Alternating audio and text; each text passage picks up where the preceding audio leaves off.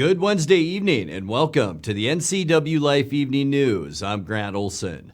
Before we get to tonight's top stories, let's take a quick look outside our weather window. And boy, noticeably cooler today. We talked about that being the scenario for our weather today, and it was cooler. Luckily, we did see plenty of sunshine out there, so it made for a pretty nice day, really. And temperatures, a little bit below normal, but with that sun, it felt fairly warm today. We'll get even warmer as we get you into Thursday and Friday, and then that atmospheric river returns, and that could bring possibly heavy rain and snow, especially to the Cascades, also into the northeast mountains of Washington, and we will see plenty of rain ourselves, and we'll talk more about that coming up a little bit later on.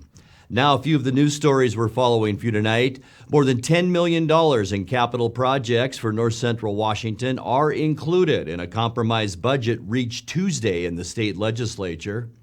Crucial workforce housing projects in Chelan County can now be funded with existing sales tax dollars, but there is a caveat. And the Wenatchee Valley continues to be a hot real estate market as once again the median sales price of a home went way up compared to last year. But first, our top story tonight, the region's two-county drug task force is shifting its mission. The Columbia River Drug Task Force says since the start of this year, it's begun partnering with the Wenatchee Police Department's Gang Enforcement Unit to expand beyond illegal drug traffic and address violent crimes, vehicle prowls, stolen property trafficking, vehicle thefts, and other offenses. Chelan and Douglas County and the cities of East Wenatchee and Wenatchee contribute officers, funding, and resources to the task force. Wenatchee reauthorized participation in the task force last July. In that meeting, Police Chief Steve Crown said decriminalization of minor drug possession cases has changed the way task force conducts business.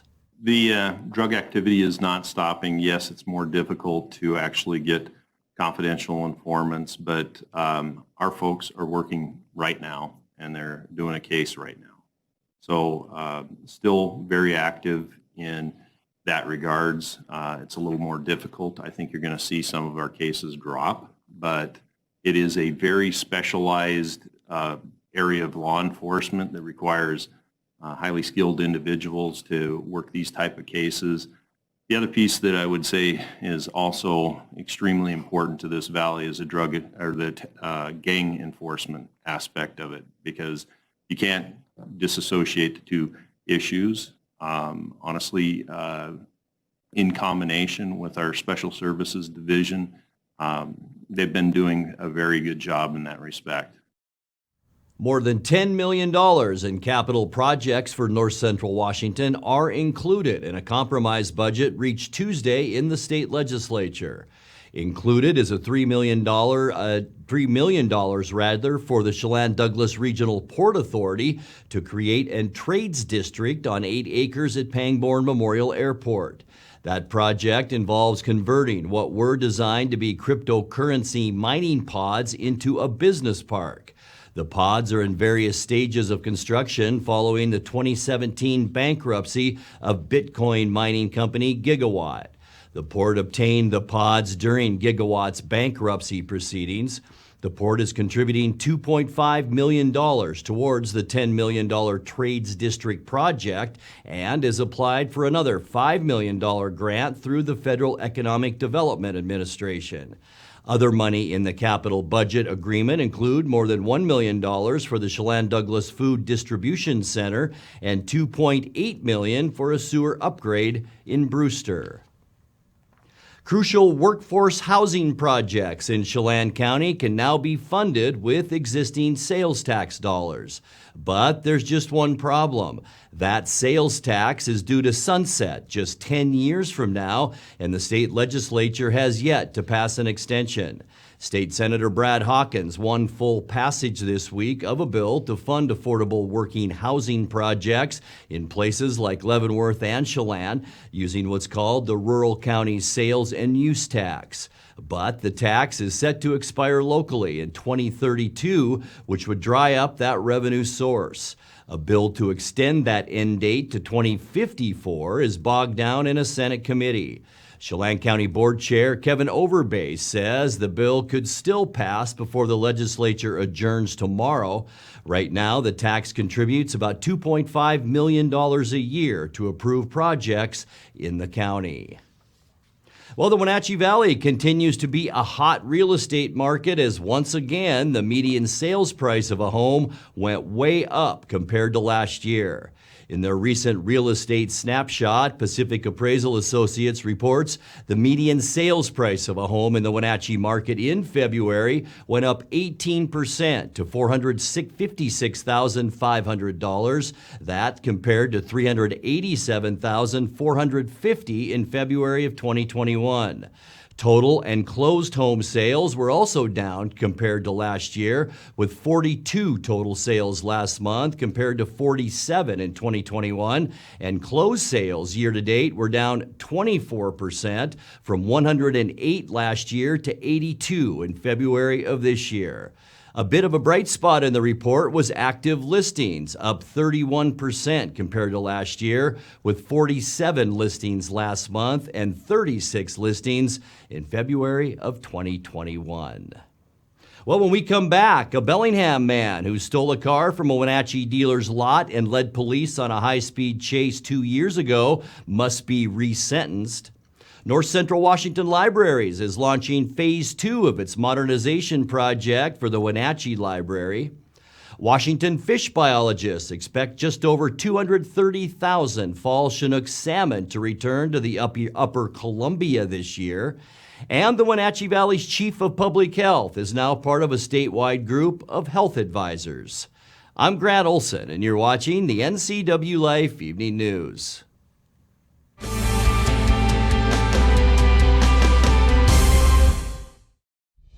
Introducing Alpine Airman. Because every home needs a superhero to eliminate poor indoor air quality, send inefficient operating equipment packing, and cut high energy bills down to size. For heating or cooling and equipment replacement, turn to the experts and the superheroes at Carrier and Alpine Air. We offer the best deals on high-efficiency Carrier products, along with friendly, knowledgeable service and incredible savings to fit your budget. I'm John Divis from Wenatchee Dental Arts, and I like to think myself as a comprehensive dentist. We are an office that treats people comprehensively for their dental problems. We do a lot of general dentistry in a broad sense. We don't send everything out. Things that we have the ability to do in the office, we like to keep in the office and under one roof and keep things as complication-free as possible. You can come to one place and have all their dental needs taken care of.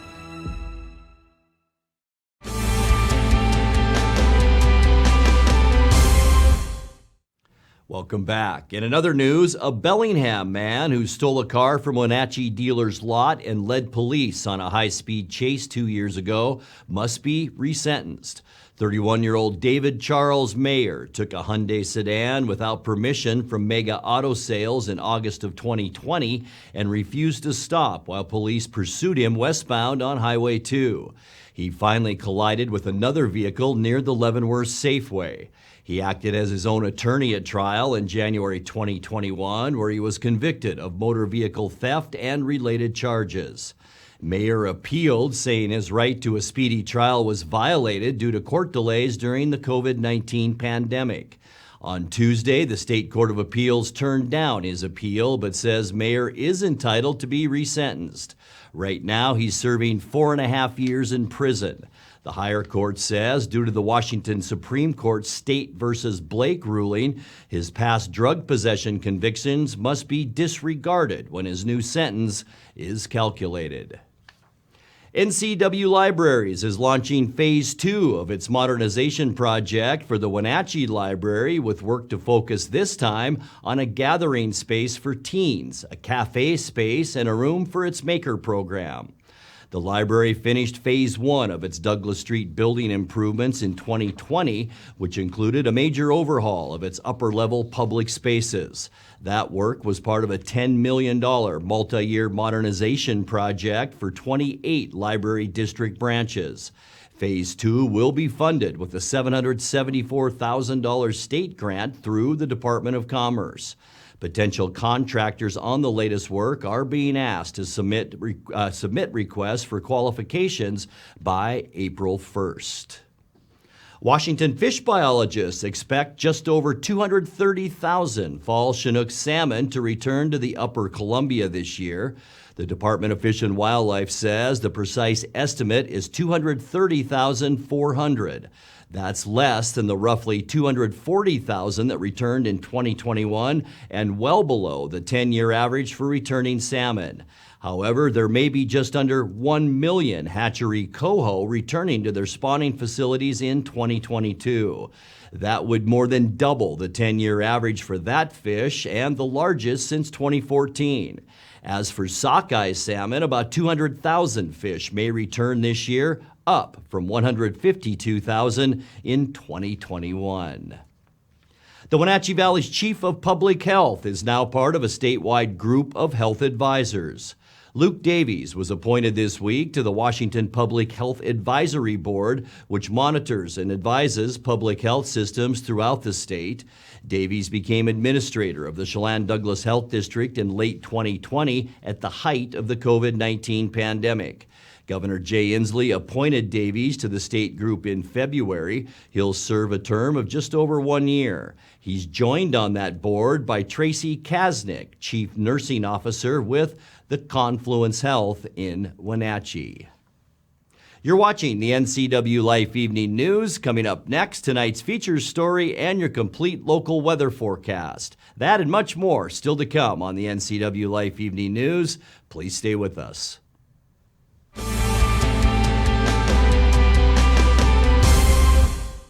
When it comes to finding a memory care community, you want the very best. You want to know that your loved one is safe and receiving compassionate care in a loving environment. Fieldstone Memory Care is an innovative assisted living community designed for those with Alzheimer's, dementia, and Parkinson's disease. You'll find a community specifically designed to enrich residents' lives. The Fieldstone team is here to help you navigate the important decisions you face when a loved one has dementia or Alzheimer's. Welcome home to Fieldstone. Different birds enjoy different types of foods, so it's important to offer all the right things for the birds you want to attract. Sound complicated? It doesn't have to be. Our Flying Start Combo is an all-in-one feeder that attracts all the birds in your backyard, with seed, suet, nuts, and fruit. Stop by our store to find out how you can get started feeding the birds. Wild Birds Unlimited. We bring people and nature together.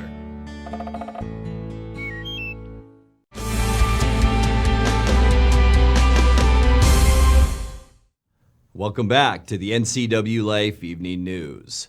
In tonight's features story, a $3.3 million surplus carried over from last year has helped the Wenatchee School District meet its budget expectations for 2021 through 22. In a Wenatchee School Board presentation on Tuesday, Chief Financial Officer Jeanette Jeffries said the district's revenues and expenses so far appear to be on target from predictions. The district expects to end the year with about a $2.8 million deficit, which could force some staff reductions over time. Essentially, what that means is that when we were looking at that 4-year budget last year, and we thought, oh boy, our fund balance is going to be decreasing, we probably need to start reducing staff. That was the big takeaway last year, right? So one of the good things about this is now, it gives us a little bit more time to be able to do that slowly and not so much a rip the Band-Aid effect that could be a little painful. So we had several years of large classes come through that are in the 500s. And those classes are now rolling through mostly our secondaries. And so our elementaries are decreasing a little bit.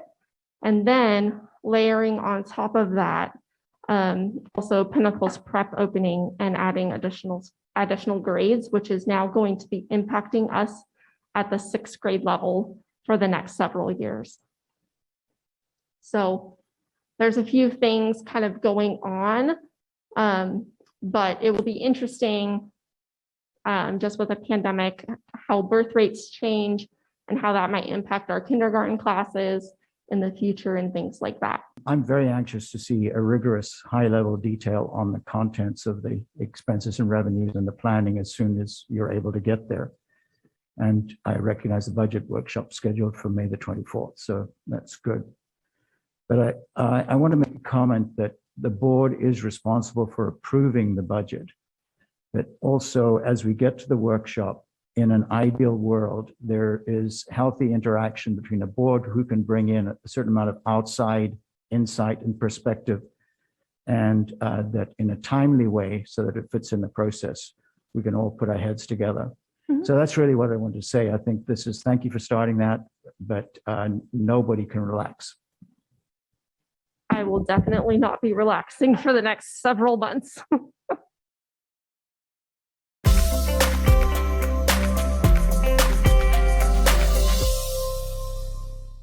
Time now for a check of your north central Washington weather forecast. Definitely cooler out there today, but boy, a beautiful day as you look out your window. Lots of blue sky and a beautiful shot of the Wenatchee Valley from our cross camera up on Wenatchee Heights. And today's high temperatures noticeably cooler, unofficially 38 degrees today. That's 12 degrees below where we should be at 50. And look at that record high. Do you remember 2015? A beautiful 71 degrees. 31 our low this morning. 32 is where we should be. 16 our record low, and that was set in a very cold 2019. Sunrise 6:25, and the sun sets just before 6 o'clock now at 5:58. We are seeing a warming trend, especially as we get into tomorrow and then Friday. Tomorrow is still a little bit below normal for us, with temperatures 44 for Moses Lake and Ephrata. Also Quincy at 44 tomorrow. A little bit cooler in Wenatchee at 43, and then a lot of 42s up the Highway 97 corridor, and 40, one of the cooler spots tomorrow, up in the Omak area. As we take a look at tonight, mostly clear skies.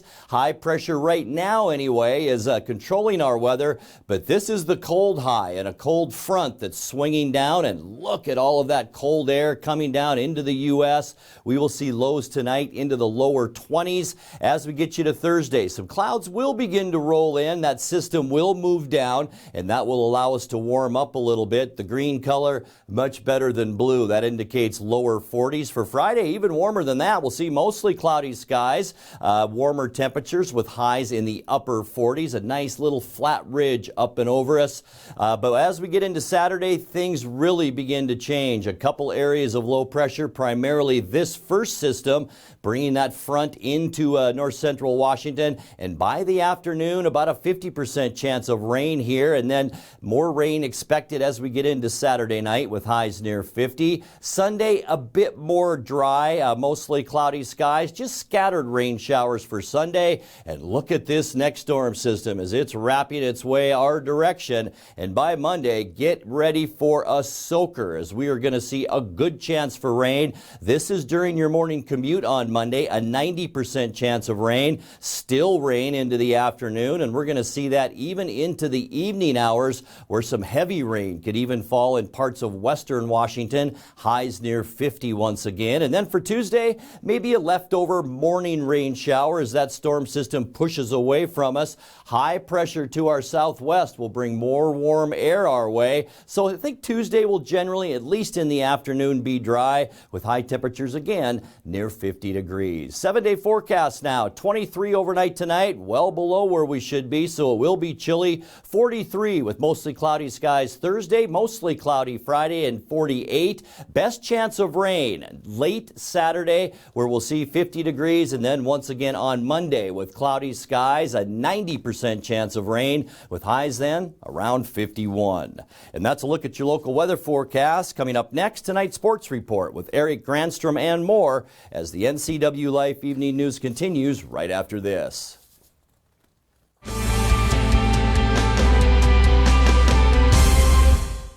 911, what is the address of your emergency? Yes, it's me. It's my husband. I think is there something the matter with him? It was a feeling that I'll never forget, like being able to meet them and know that he survived. Okay, tell me what's happening. Is he conscious? No, he's not. He's not. Okay, take a deep breath for me. I'm getting you help. Rivercom means to me that I still have my husband here with me. They're the ones that guided me through saving his life.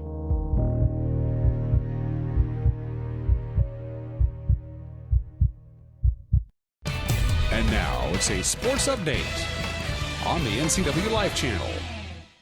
And a happy Wednesday to you. And you know, as a Seattle sports fan, you remember certain moments. The moment you heard the Seahawks were moving to L.A., the moment the Kingdome came down, the moment you heard the Sonics were leaving, and now a Seahawks double whammy. First word came out late yesterday morning that the Seahawks had traded its franchise quarterback, Russell Wilson, to the Denver Broncos. Then we learned last night the Seahawks had released future Hall of Famer linebacker Bobby Wagner.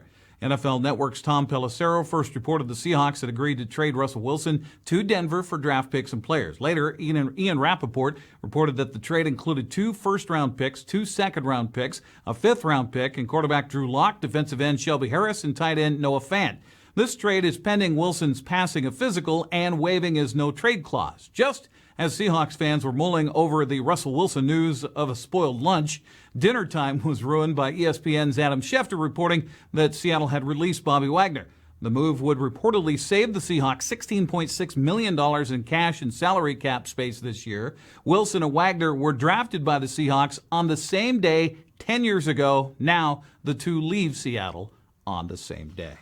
Well, the Gonzaga Bulldogs claimed their 8th WCC tournament title in 9 years last night with an 82-69 win over St. Mary's. Andrew Nemhard scored 19 points, while Razir Bolton added 18 to lead the top-ranked Bulldogs past the 17th-ranked Gales. Coach Mark Few was thrilled with how his team overcame one of the toughest defenses in all of college basketball. That's what makes this one so sweet. That's a really, really good team we beat, and I'm really proud of our guys, especially how we responded after losing the last one of the regular season. So it's quite an accomplishment by this group to be able to go all the way through a season like this and end up, with another number 1 seed. I know sometimes people expect that, but it just doesn't magically happen. There's so much work that goes into it. Everybody's gunning for us. And I think this is, we did it in 17, we did it in 19, we did it in 20. We actually were in the NCAA tournament in 20 as a number 1 seed. And then obviously in 21 now to do in 22. I don't know how many programs in the history of college basketball have been able to do that. So these guys deserve all the credit for it, and I couldn't be prouder. Must have been quite a party in Vegas last night. The Gonzaga women also secured the WCC title by upsetting 5th-ranked BYU 71-59. Melody Kempton led the way with 15 points. Coach Lisa Fortier says it's great for the Bulldogs to reclaim their own destiny. They all mean a lot. This particular game, this Tuesday game, means a lot to our team.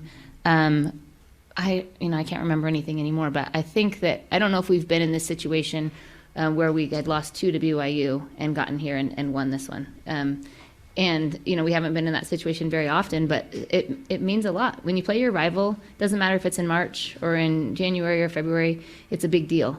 And we really wanted to, they said all the things that we talked about. We really wanted to stay in control. We at the last week of conference, we lost control of our own destiny. After that loss in Provo, we weren't in charge. We had to have somebody had to beat BYU in order for us to share the regular season.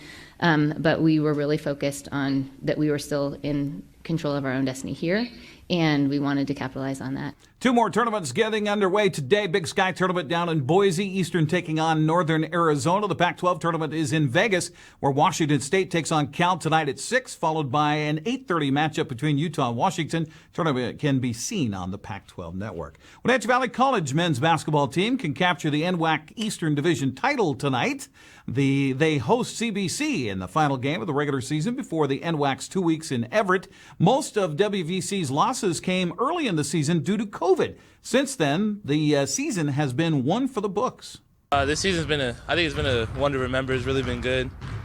We started with, 13, 14 players, and then a lot of them left, so we're low on numbers, but everybody here has been competing and fighting hard, and it shows on our record in our conference.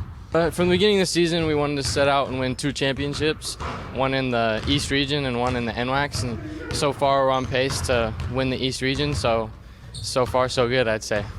Because of COVID and stuff, the last 2 years we haven't had playoffs or anything, so it's kind of a bitter feeling in our guts, because the last 2 years we had good teams and stuff that could have made some noise, And just with the COVID year last year, we had a lot of returners and guys with good experience and guys that have built like chemistry and stuff. So we knew we could do something special. And our main goals was to win the conference championship, and then get to the playoffs to make some noise down there too. So we have one game left to finish out conference strong, and then after that we're getting ready for playoffs and everything. Wenatchee Valley had reeled off 13 wins in a row until last week when they lost to Yakima Valley. Players and coaches say the one blemish on their conference record could be a good thing heading into the playoffs. When we lost, it was like, I don't know, I guess we can get unlucky. Like, we just didn't play that well, so we were kind of down. But then we got here, realized like every great team loses, you know. So we just got our minds right, got back to the gym, got to work, and then went out there and did our thing the next day. Just make sure we don't get complacent. Like, we could still lose. Like, it was fun. We were undefeated in conference. We really wanted to sweep the whole table, but I feel like it was good for us because like we started like thinking we were, you know, couldn't lose, and then just a little reality check for us. Like, it's tough going all year without really losing or anything like that because you get comfortable, and like I noticed we went into last week's game kind of like just expecting to win, and it was their sophomore night. They needed to win that game to make playoffs, and we came out a little bit like unenergized, I would say, and we just came out like going through the motions and but it was kind of a wake-up call too, because it's like, oh man, like you could lose any night, but when you're winning all the time, you like don't have that, or you never really like face the feeling of losing, so you get comfortable with just winning and going through the motions and stuff. So it was a good wake-up call for us, for sure. The Knights' Isaac Jones, by the way, leading the league in scoring, rebounding, and field goal percentage. He's already fielding offers from Division I schools. Your last chance to see them play at home is tonight. Very, very exciting, very fun, fast-paced, get up and down the court, dunks, threes, defense, all that. Just come check us out. We're a fun team to watch. Put up a lot of shots, get a lot of points on the board, so it's a fun game. We like to push it up the floor. We like to use our size and really get to the basket. And then we like to shoot threes too, catch and shoot threes. But our big emphasis is getting into the basket, and we have one of the best bigs in the NWAC, so we really try to play through him. Wenatchee Valley and CBC tip tonight at 7:30 at WB Smith Gymnasium. Women precede that at 5:30. Well, the Seattle Kraken lost their third straight game last night to Toronto 6-4. It was one of the highest scoring outputs of the season. Seattle with goals by Carson Soucy, Alex Wenberg, Colin Blackwell, and Jaden Schwartz, but not enough against the Maple Leafs. Seattle's back at it tomorrow at 4 o'clock against Ottawa on Root Sports Northwest. Wenatchee Wild back on the ice at the Town Toyota Center tonight, 6 o'clock. Trails in town. We'll have a preview, actually the previews with our checker on our Wake Up Wenatchee Valley page. You can find that on our website. Go Wild. That's a look at sports news. I'm Eric Granstrom. Grant, back to you. Thank you very much, Eric. And now let's check in with Dan Kuntz for a look at what's coming up tomorrow morning on Wake Up Wenatchee Valley. Dan? Thanks very much, Grant. On Thursdays, Wake Up Wenatchee Valley, Steve Sandman, my good buddy Steve from KPQ Radio and Cherry Creek Media will be joining me. The KPQ Home Expo is back after a 2-year COVID-related hiatus at the Town Toyota Center. They'll open the doors Friday morning at 11 a.m. We're going to have a booth there for the NCWLIFE channel, and Steve's going to give you all the details on a Wenatchee Valley tradition. For 43 years, the KPQ Home Expo is this weekend. Plus, we'll have sports and weather, news, and general frivolity. We hope. We could have history tomorrow. I may have a good show on Thursday. We'll find out together tomorrow morning at 7 a.m. Grant, back to you. Thank you very much, Dan. And that's going to do it for our newscast tonight. For more on these stories and other news from around North Central Washington, you can find us on Facebook or our website at ncwlife.com.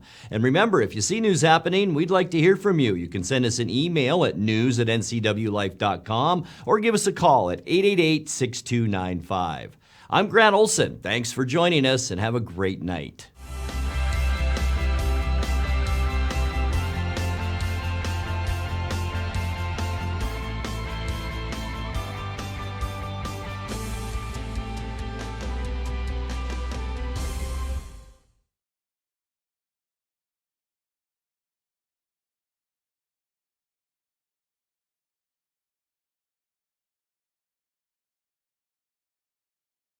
News, weather, and sports. It's all here weekdays at 5, 6, and 10 on your local news source, the NCWLIFE channel.